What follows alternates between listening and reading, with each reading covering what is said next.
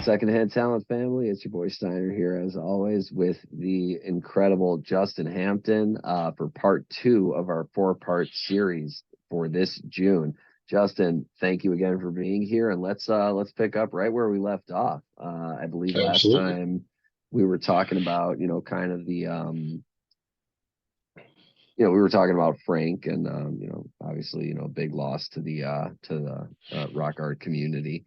And Definitely. you were discussing kind of his impact on you towards that part of your career. Yeah, for sure.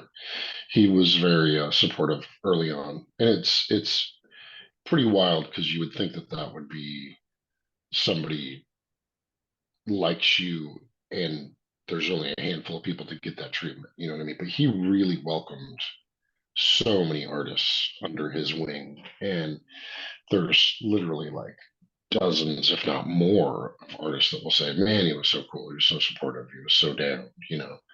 So that's how he was. But so that was really cool to have that kind of in my back pocket to go back to if I needed to for advice or whatnot. But at that point, I mean, it was I mean, art in general, trying to make money from it. It's such a hustle. You know what I mean? You're on this Sure, endless journey absolutely. of always looking for work as a freelancer and always, trying to get your work in front of people. And if I wanted them to be seen, I would reach out to a handful of places that I would send them a tube of posters, a physical tube, and snail mail and wait, a week or two and maybe hear back and they might go, sure, we'll take two of each. And then you'd send them two of each, you know, and then they'd send you a check. It would come. This is all like, maybe a month later, you'd see a check for a few $100 or Right, something. right. So the goal was to hopefully at some point get published. And the big publisher at the time was Art Rock Gallery out of San Francisco. There was two. There was one in LA, La Majorie. And there was another in the Midwest that was pretty exclusive for Derek Hess, but they did some other stuff with other people as well. But so the goal was to like hopefully get them to like my work enough to want to publish it, where they would pay for the printing and I would get paid, and it would be in their catalog, which at the time was the catalog. That would go Sure. out snail mail. Everyone, that was anyone would just sign up for it and get this amazing catalog of all these cool posters to choose from.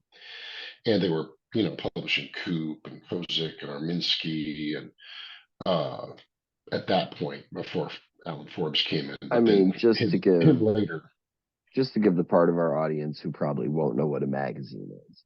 We're talking about a mailer that has pages made of That's funny. paper, True. and what I wanted to ask you actually on this aspect is not so much what a magazine is, but more so when we're talking about this magazine. I just would like our audience to have a bit of an understanding of like Mhm. how many pages are we talking about here? I mean, obviously we're I mean, it talking was about nationwide distribution, but right. like, are there featured artists? Are there additional posters? Like, what was kind of the composition of this magazine? I mean, it was more of a catalog than a magazine, but it did kind Okay. of have a magazine format, but it was short. It was maybe like, you know, 15, 20 pages, See, I was So thinking about 32 pages, like something like yeah. that. Yeah. And they would have like, new poster by so and so, or here's a section of all Coop stuff, or here's a Okay. section of all Minsky stuff, or Okay. so, and they would come out quarterly. So it would be So whatever before a new year. release was Mm, available, and you would order it literally over the phone or through the mail, you know, and that's how it went. But so I was constantly sending them posters to try to get them to publish my work, to be represented. And they did. They eventually, I think I maybe sent them stuff for maybe a year from 94, 95. And the end of 95, they picked up my first one was an American Music Club poster. And then the second one was my biggest one at the time that really kind of put me on the map, which was my PG Harvey poster hmm with the green background, the swirls. That was her and Ben Harper. And and it was huge. It was I would have people all the time like, dude, you big time. You're in the art rock catalog, and I'd be like, well, really feel big time, but that's cool. Like, Right. but it was a big deal. It It's was, nice I to was hear getting it. Like, published. Yeah, I was getting published, and I was being that's great. flown to San Francisco to sign posters, and kind of giving And them a we're little talking rock about star treatment. 95. So this is a relatively big deal at the time that Oh, it's that huge. that there's this magazine that published your work, and all of a sudden, I mean, obviously we're talking about pre-internet, so this wasn't overnight, but I mean, Right. relatively all of a sudden you're Mhm. on a plane to California going to sign your own poster for multiple. Right. I mean, that's got to be a pretty watershed moment right there. Oh, it was definitely a big thrill for sure. And I'd be in there signing, and then there'd be some guy that would pass by, and they're like, "You know who that is?" And I'm like, "Who?" And they're like, "That's Stanley Mouse from the '60s." And I was like, "Whoa, oh shit, wow, crazy."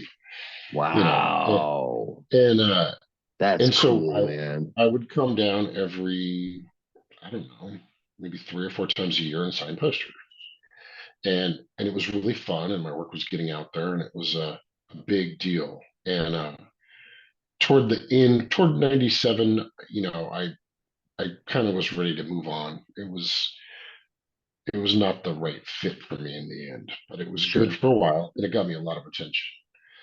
And but I went from having a publisher to not having a publisher anymore. I had no way for people to see my work like that when that kind of went south. So, and because it was pre-internet, I mean, the internet was obviously happening, but it wasn't like yeah, yeah, it yeah, sure. became. I didn't have a website. People didn't know how to reach me. It So wasn't playing the same role as it no, does, at but all. yeah, So what I did was I had stuff published in various magazines locally in Seattle at this time. The Seattle Weekly, the Rocket, the Stranger. I'd been sending my stuff just for the hell of it to New York for a while to different magazines, and I got in like Village Voice, which is really cool in like '93 or something like that, yeah. and Guitar World magazine in like '96, '97. Super cool. So I was like, this is kind of popping off. Why don't I pivot and start really hitting this hard and go to New York and show my portfolio and see what happens? And I went for the first time in '98, and it was amazing. I had a show in New York at the old Noiseville Gallery in Chelsea. And it's a guy that ran Noiseville Records, which was a really cool kind of metal record label at the time, like a boutique record label. And I invited a bunch of art directors to come to my show, and people showed Wow. up, and they already knew of my work from the art rock catalogs. So when I would go places, these people knew who I was. It wasn't like I was like some random guy from Seattle going, "Hey, look at my stuff." They were But like, "No, we know your work."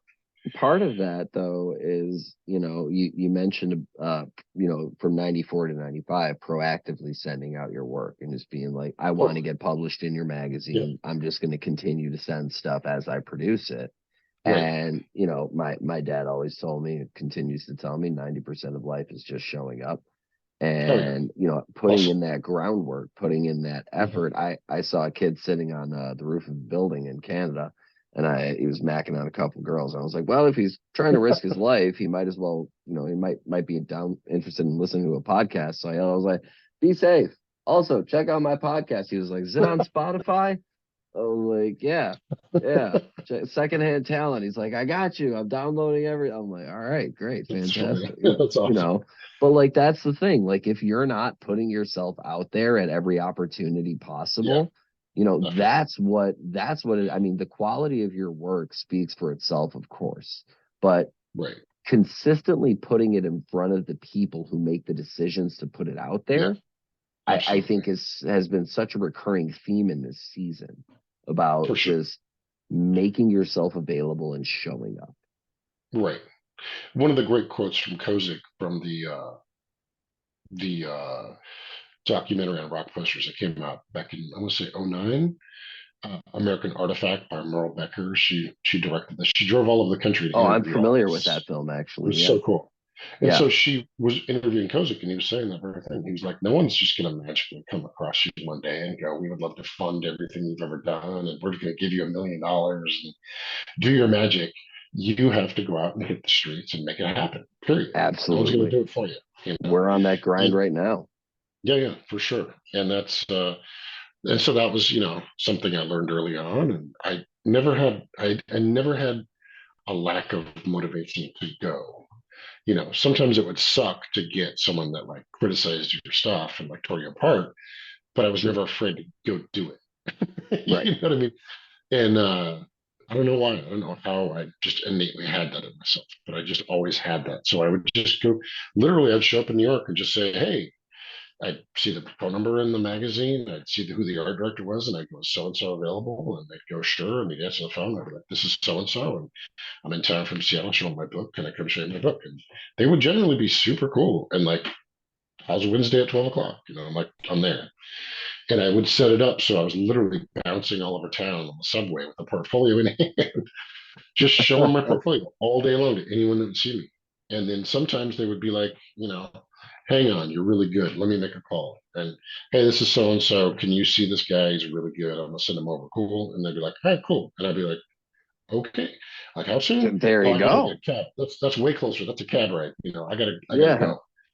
And and it worked out. I got in all the major magazines I wanted to for the most part. I got in Rolling Stone, I got in Spin, I got in Sports Illustrated, I got in What was your like FHM. coup de grace that you were like, this is I'm like proud to be in this magazine? Oh, I mean Rolling Stone for sure. I was gonna That's say I don't want to yeah. be There's presumptuous, but yeah, there's no comparison. I mean, it's sure.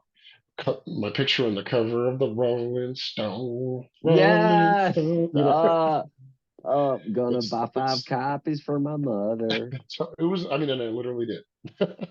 Oh, I'm And sure. Like yeah, yeah. I'd kill to have my picture on the cover of a Rolling Stone. Are you Well, I kidding? didn't get on the cover, but in the magazine. But still, I mean, my It's wow. my Yeah. biggest thing that I got in there was a full page illustration for the White Stripes for the album Elephant. I did the record review. And What year was it? So it was 2004. Was it?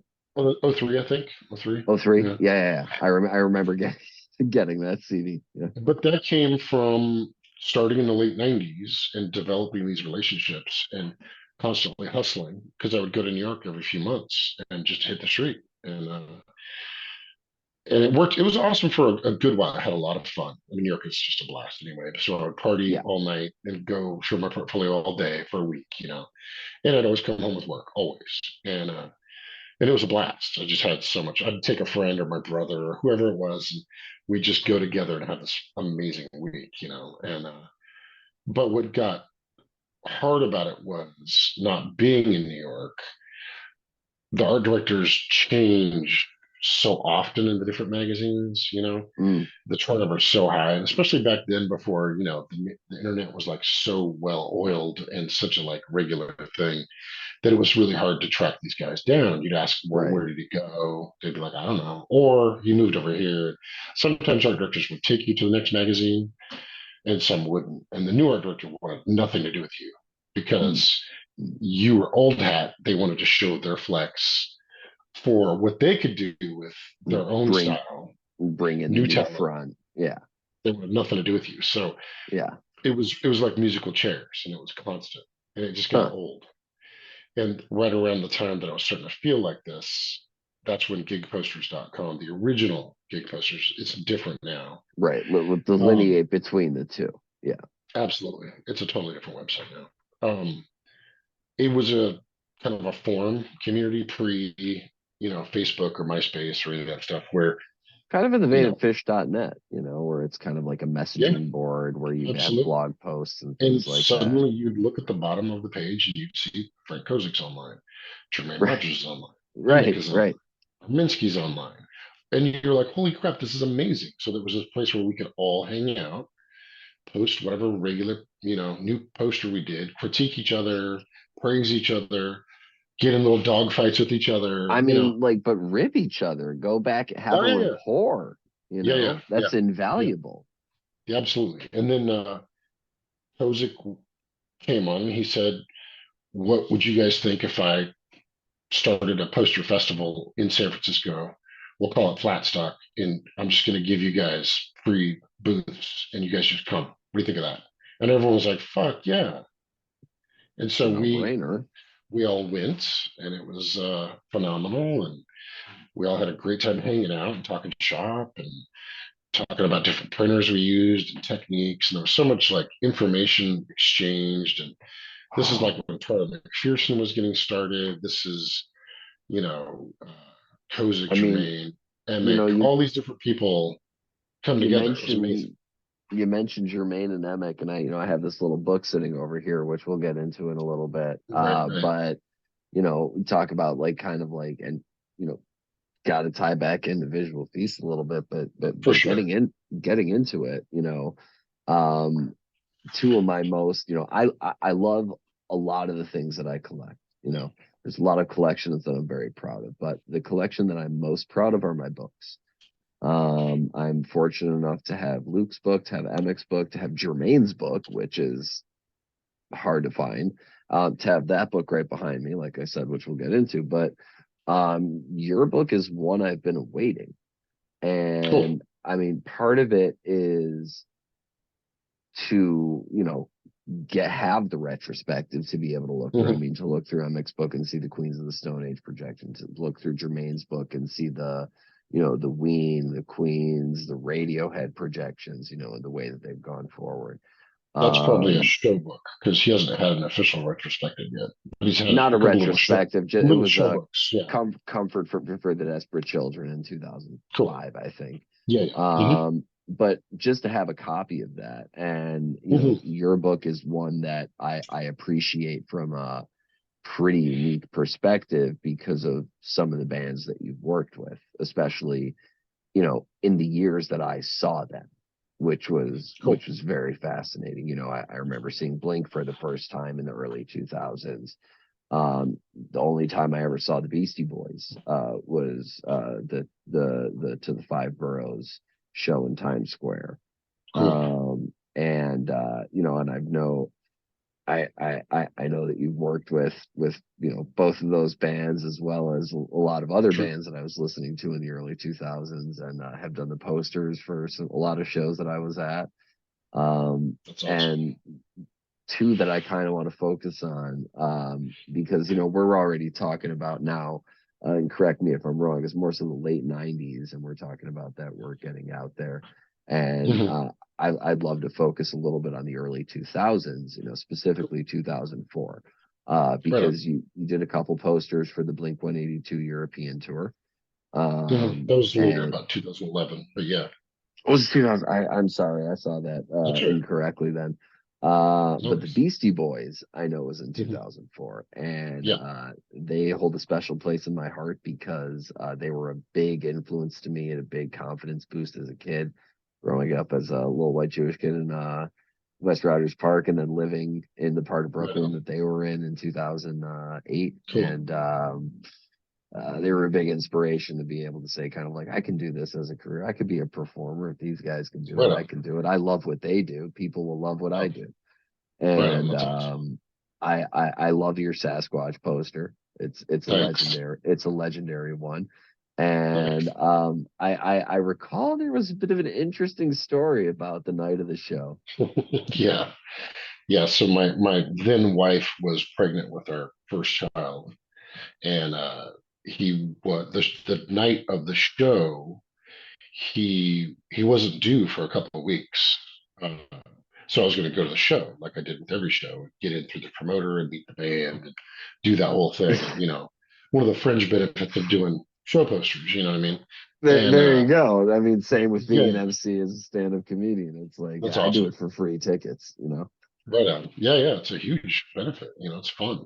So I was going to go to the show, and then suddenly, my wife at the time started going into labor, and I was literally about to walk out the door, and I was like, "Oh, well, I guess we're This doing is this. happening. Yeah, This is happening." like And so he was born the next day. So, but it was all night wow. in the hospital, and so And, that and poster commemorates that moment for me. and you named him Ad Rock, of course, as Of the course, yeah, no. yeah. Ad Rock, MCA, yeah, yeah, Yeah, yeah. the whole night. Yeah, Junior Steen. No, but Justin Hampton, again, thank you so much for being here, and we can't wait to see you next Wednesday for part 3 of our 4-part installment. absolutely. Well, Thanks, man. absolutely. For Secondhand Talent, I am Steiner, and I will see you next Wednesday.